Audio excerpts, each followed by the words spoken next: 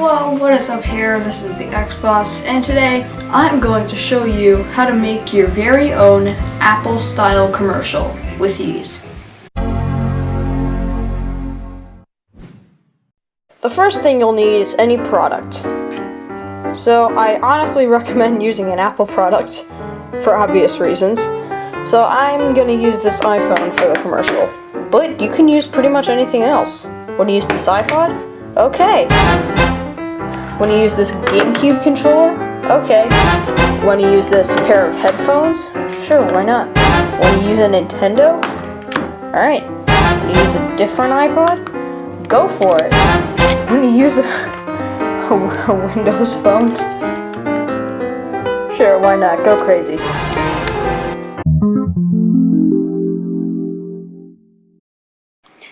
So the first thing I did was look at some official Apple ads for reference. The kind of ad we're trying to mimic here is a design/reveal ad. And the first thing you need is a name card, aka the thingy that shows the speaker's name at the beginning of the video. I used Keynote version 6.6.2 for the design. You can also use PowerPoint or Google Slides if you need to.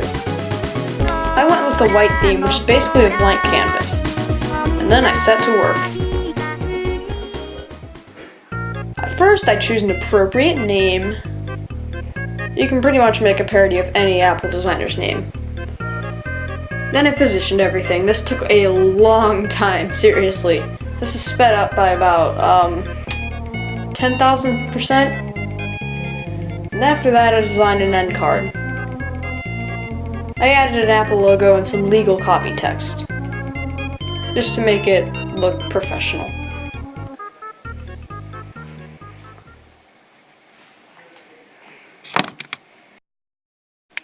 There are actually a few things that you need to do on your phone or device that you use before you film. First, reset the phone's background to its default state. To do this, go into Settings, then go to General, and then go under the Reset folder. Then click the option that says Reset Home Screen Layout. Then head home and see what it looks like. It keeps the same layout, but then you have to change the wallpaper. Oh my god, life is so hard! Just do that and go to Wallpaper, and go to the default wallpaper for iOS 11. Then that part is finished. After your iPhone's appearance has been restored to its default state, then what you've got to do is take a lot of screenshots. All you have to do really is just take a bunch of screenshots on the phone. For example, take a screenshot of the home menu, take a selfie, take a screenshot from the App Store, from mail inbox, the weather, play music, the control center, the clock app, the phone, just all of these random things that you could do on the phone that we want to showcase here. After the screenshots are taken, we're going to make a small movie using them. So plug in the phone, import the photos, and then go into iMovie and just make basically a slideshow of these pictures that will play on the phone as a video while we record. I then airdropped the video onto the iPhone, but what's annoying is that the video turned out widescreen, and so I had to zoom it in, and so it doesn't quite match up with the edges of the screen. You can see there it's got just a little bit of a gap. Doesn't look too good either because of the fact that it's only 1080p and on the Retina display, but I mean it works. If I were filming this from gratuitous angles like I'm about to, then it would work.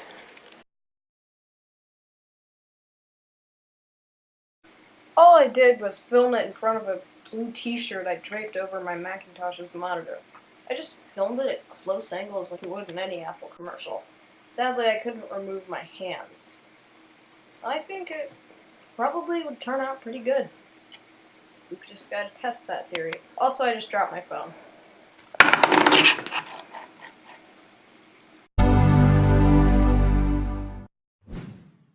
I tried using the video I recorded, and it turned out horribly. Just horribly wrong. I mean, everything else looked pretty good, but the screen just messed it up so much. So I decided to try a different approach. I spread out my blue screen alternative shirt more and put it on the floor and then just took still pictures and added in the video later.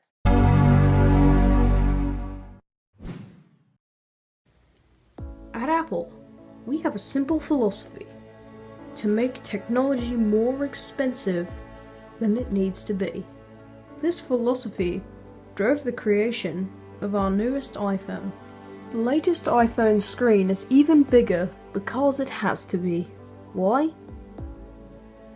Because we said so. The latest iPhone's astonishing camera and a projector that projects out all this amazing information about the camera so you can amaze your friends. Introducing the Touch ID sensor, which keeps all your information secure. Probably. I haven't actually tested it out yet.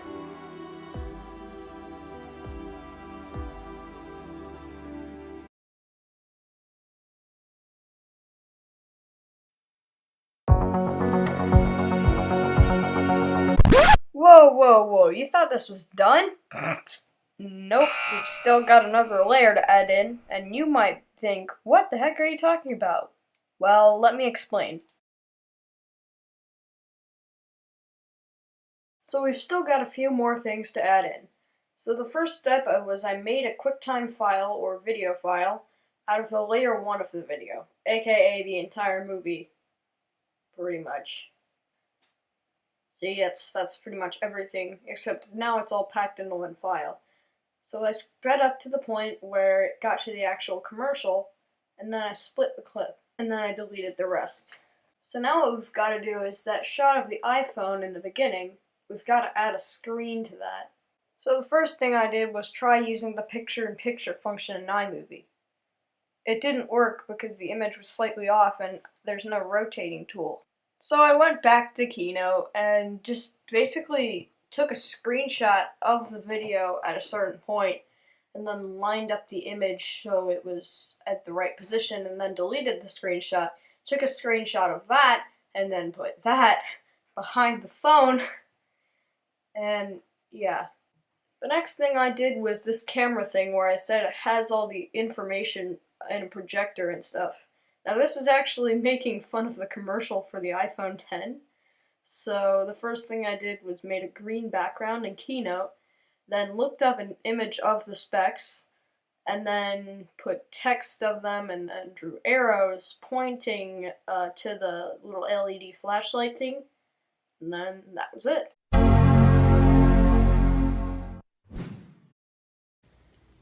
At Apple, we have a simple philosophy: to make technology more expensive than it needs to be.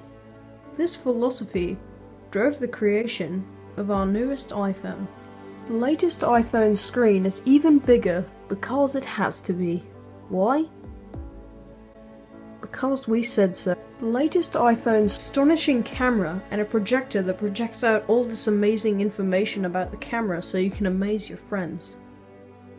Introducing the Touch ID sensor, which keeps all your information secure. Probably. I haven't actually tested it out yet.